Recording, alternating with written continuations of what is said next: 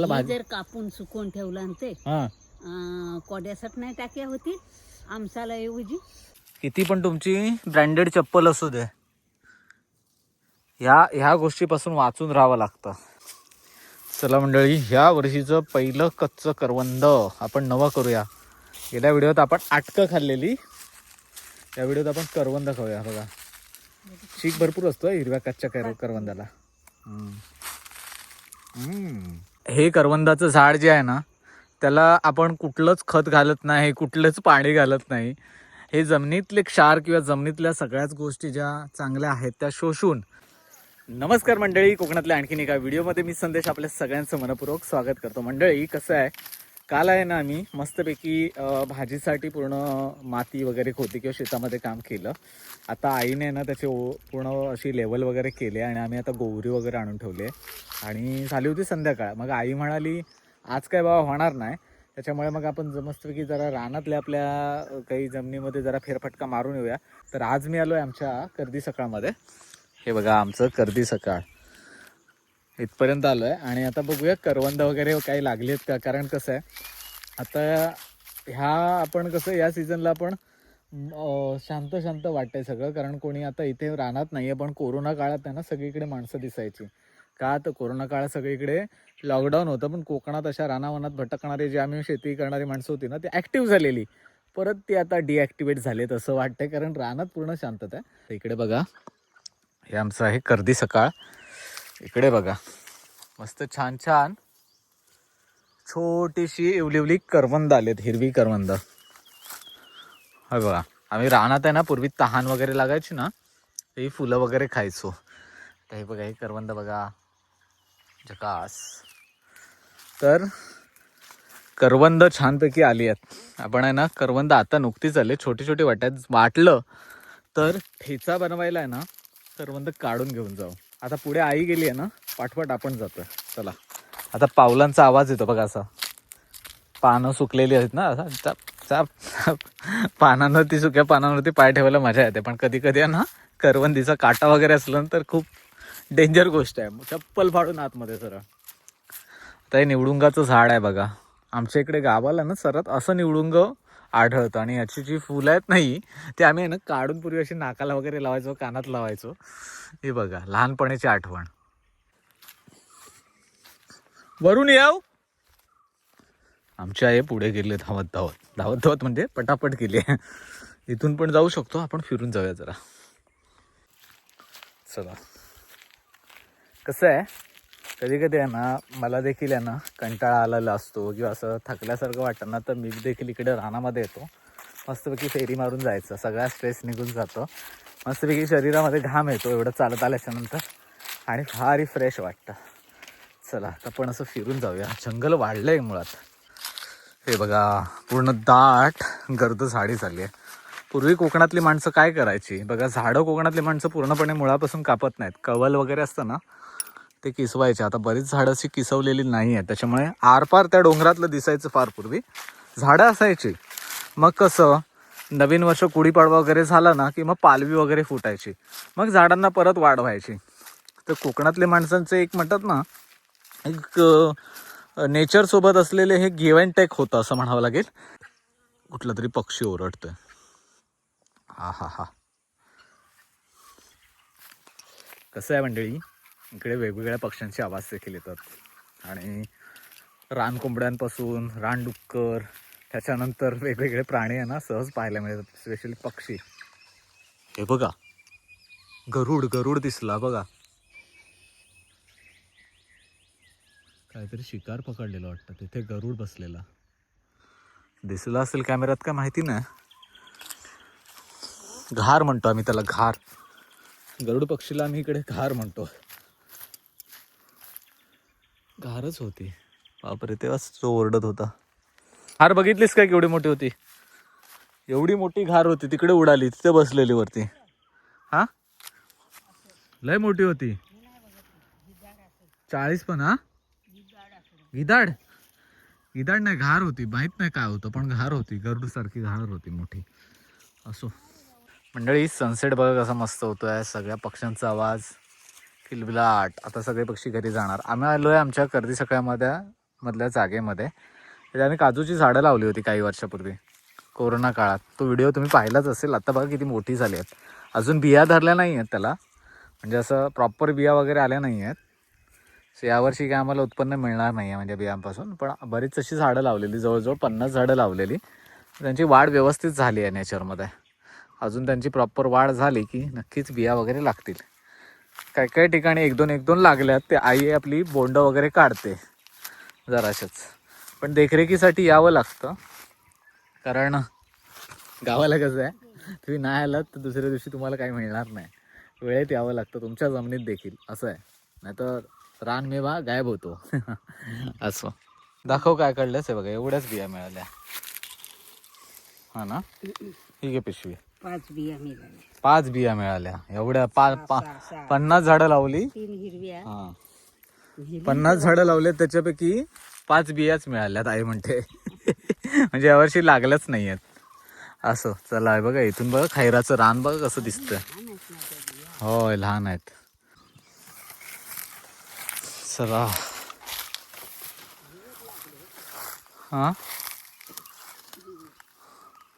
ते दोन लागलेत फक्त सगळ्या झाडांवरती. एवढं काय खास असं उत्पन्न आलं नाही आहे. झाली 3-4 वर्ष तर आरामात झाली असतील. 4 वर्ष झाली असतील ना. 4 वर्ष आम्ही इथे खड्डे काढून वगैरे बियांची लागवड केलेली.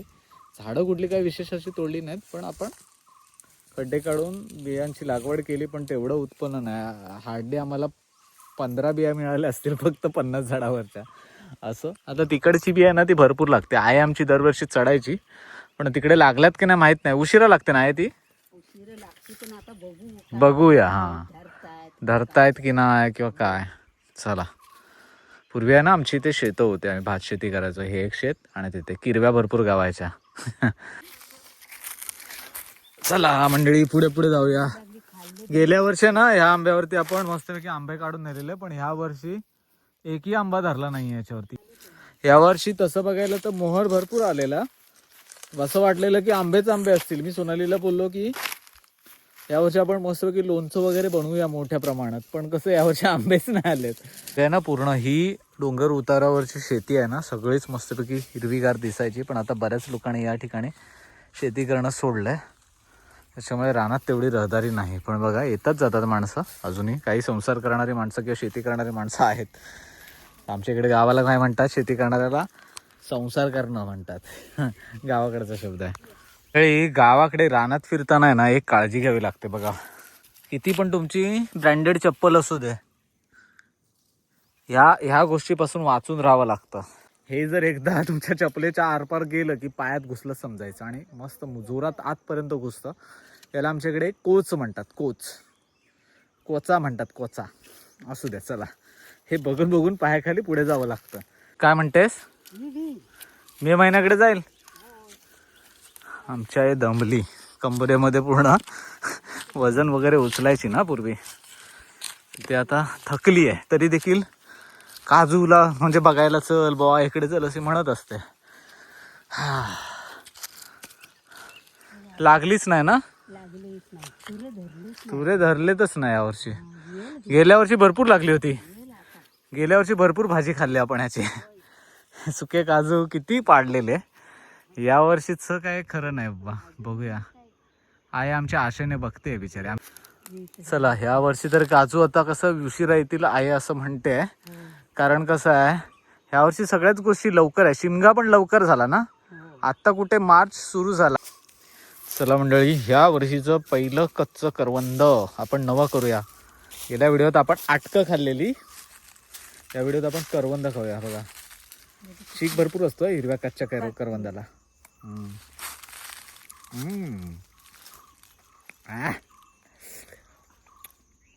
एकदम सरी गेला एवढा आंबट आहे. थोडीशीच घेता आई म्हणते पिकू दे. लय भारी. असं मस्तपैकी कापायचं, तिखट मीठ टाकायचं. भारी भारी लागते. पण खायला मजा आली. थोडा माउथ वॉटरिंग काय म्हणतात तसं. जसं ठेचा चांगला होईल. घड काढू चालेल. चटणी चांगली होईल नाही. आपले थोडी पाहिजे तेवढीच घे. चला, टपोरी टपोरी करवंद मस्त आहेत, आंबट पण आहेत. त्याचं लोणचं पण करणार होतो मी यावर्षी. बघूया. लोणच्यासाठी आहे घेऊन यायला येऊ द्या, टोपली घेऊन यायला लागेल, परडी घेऊन यायला लागेल. कच्ची करवंदाचं लोणचं छान होतं. बाजारात खूप मागणी आहे कच्च्या करवंदाला. खरं तर बघा, हे करवंदाचं झाड जे आहे ना, त्याला आपण कुठलंच खत घालत नाही, कुठलंच पाणी घालत नाही. हे जमिनीतले क्षार किंवा जमिनीतल्या सगळ्याच गोष्टी ज्या चांगल्या आहेत त्या शोषून फायनली आपल्याला हे करवंद देतं.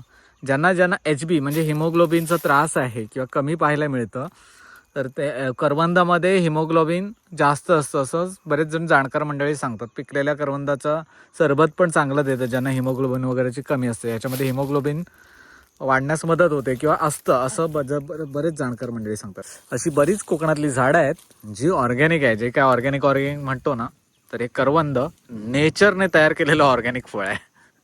मंडळी, कधी कोकणात आलात किंवा कुठेही डोंगर रानात गेलात, करवंद खायला विसरू नका. कारण निसर्गाने दिलेलं हे आपल्याला अमूल्य असं फळ आहे, अमूल्य अशी भेट आहे. सावकाश काढ. कवळं कच्चं करवंद भरपूर आंबट आहे. जबरदस्त. चला, आपल्याला घरी जायचंय कारण आपल्याला हे भाजी जर कापून सुकवून ठेवलं आणि ते कोड्यासात नाही टाक्या होतील आमसाला ऐवजी.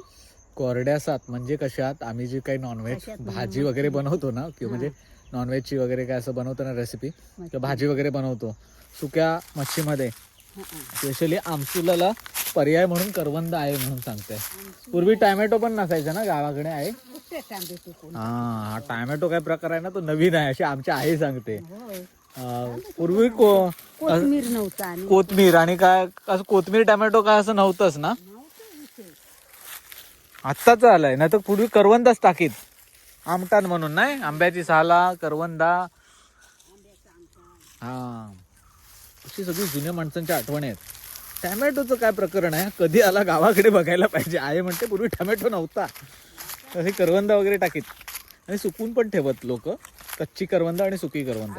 म्हातारी करायची ना. हा, मडकीत म्हणजे पूर्वी असं द्यायची. हा, फोडणी पण नाही द्यायची. धुवायचा एवढा ताटलीत आणि त्यात सगळं तिखट मीठ टाकायचं आमसाल आणि कड आलेल्या पाण्यात असं सोडायचा. तेल पण त्यातच वाटायचं. जरा हा थेंबा पडला का नाही पडला. अच्छा, जास्ती नाही. जुनी माणसं तेल पण कमी खायची. हा, पण मडकीतल्या साराला काय चव असायची. फोडणी दिली की बाबाची कामगत असायची ना कडवय. हा, ती तिथं माडवण्यात यायची भात घ्यायला. ती म्हणायची मला घास नाही दिली म्हणून तिला तिथे द्यायची घेऊन. अच्छा, बघा आईच्या आठवणी आहेत. तवी किंवा अशा मातीच्या भांड्यातली जी काही रेसिपी तयार व्हायची ना पूर्वी, त्या भरपूर टेस्टी व्हायच्या. आणि तेल एवढंसं टाकायचं आहे म्हणते, म्हणजे तेल फार पूर्वी कमी वापरायचे आणि तेवढी सुबत्ता नव्हती. म्हणजे लोक खूप काबाड कष्ट करून जगलेली माणसं आहेत ही जुनी माणसं. त्याच्यामुळे तेवढं काय ना, आता आपण कसं फ्राईड करायचं म्हणून हवं तेवढं तेल टाकतो. जुनी माणसं एवढी तेल वापरायची. बघा, त्यांचं 100 वर्ष जगण्याचं सिक्रेट काय होतं, तर ते होतं कुठलाही रोग नाही किंवा काय नाही. असो, चला आता आई आमची दमली आहे, सूर्यास्त होतोय, सगळेच आता पक्षी वगैरे घरात गेलेत. तसं आम्ही देखील आता घरच्या दिशेने जातोय, कारण का आम्हाला ती लावलेली गोवरी वगैरे आहे ना ती जाळायची. चला घरी जाऊया. चला मंडळी, फायनली आहे ना आपण घरी पोहोचलो आहे. हे करबंद वगैरे काढली, रानातला फेरफटका चला आईसोबत. चला आता आई आमची इकडे काय करते बघूया. घेवडेचा वेल अजूनपर्यंत जिवंत आहे बघा. पाणी घालताव ना, पाणी घालताव म्हणून लागताय ते घडबड वरती बघ. हा बघा, मस्त मस्त घेवड्या. ते बघा, ही पण याच्यात बिया भरपूर आहे, म्हणजे बिया धरल्यात मस्त. भाजी छान होत्या घेवडीची, मला भरपूर आवडते. कोणाकोणाला घेवडीची भाजी आवडते आवर्जून सांगा. मस्त. किती गावल्यात? एवढ्या गावल्या? बरं, एका वक्तला भाजी झाली तरी बस झाली अशी आमची आई म्हणते. भरपूर आहेत म्हणजे हा एक कड आहे. हा, दुखवायचं नाही म्हणते. नखर व्हायचं. नाही ते नाही नकरवलं तरी ते येतात द्वार. द्वार राहतात आहे तर द्वार राहू दे तर काय सुकतात मग. सुकतात. बघा एवढ्या मिळाल्या एवढ्या. चला मंडळी, घेवड्या वगैरे काढल्यात आता रानातून येऊन.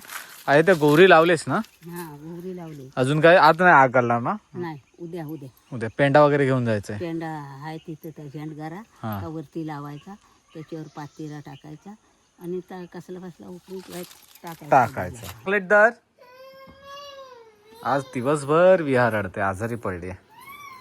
ये ये इकडे इकडे ये खाऊ. काय झालंय माझ्या? हॅलो कर, हॅलो नमस्कार कर. हा ताप आहे तिला? चिरचिर करते बघा. हा. भरपूर चिरचिर करते आहे. का करत असेल काय माहिती आता. विहा तर थोडी आजारी पडले. असो. तर मंडळी चला आपण गावाकडच्या जीवनमानातला थोडाफार आनंद व्हिडिओच्या माध्यमातून तुमच्यापर्यंत पोहोचवतोय. जर तुम्हाला गावाकडचे अशी व्हिडिओ आवडत असतील, गावाकडच्या लाईफस्टाईलची व्हिडिओ आवडत असतील तर आवर्जून कमेंट करून सांगा. आपण नक्कीच तुमच्यापर्यंत गावातल्या छोट्या छोट्या गोष्टींमधला आनंद तुमच्यापर्यंत पोहोचवण्याचा प्रयत्न करू. कसं आहे, नुसतं लाईक सबस्क्राईब करू नका, तर व्हिडिओ आवडल्यास शेअर करायला मात्र विसरू नका, कारण आपल्या ह्या गावाकडच्या गोष्टी लोकांपर्यंत पण पोहोचल्या पाहिजेत. सो जेणेकरून काय होईल की त्यांना पण आपल्या इकडच्या गोष्टी थोड्याफार माहीत पडतील. सो चला मंडळी, तुम्ही जर कोकण संस्कृतीचे परिवारातले हार्डकोर सदस्य आहात आणि तुम्ही किती वर्षापासून आमचे व्हिडिओ बघताय ते कमेंटमध्ये पण सांगा. आपण अजून एक पोस्ट करणार आहोत, त्याच्यामध्ये पण सांगा की ॲटलिस्ट आपल्याला माहिती पडेल की कोणी कोणी आपले रेग्युलर व्हिडिओ बघतात आणि कोणाकोणाला कोणत्या प्रकारचे व्हिडिओ आवडतात. चला तुर्तास व्हिडिओ हा पण इथेच थांबवतोय. भेटूया कोकणातल्या अशा संगीत पुढच्या व्हिडिओमध्ये. विहार रडते, ॲक्च्युली चिडचिडपणा झाला. चला भेटूया उद्याच्या व्हिडिओमध्ये. तब्येत पण कशी आहे ती उद्या तुम्हाला सांगतो. Bye bye. या कोकण आपलंच.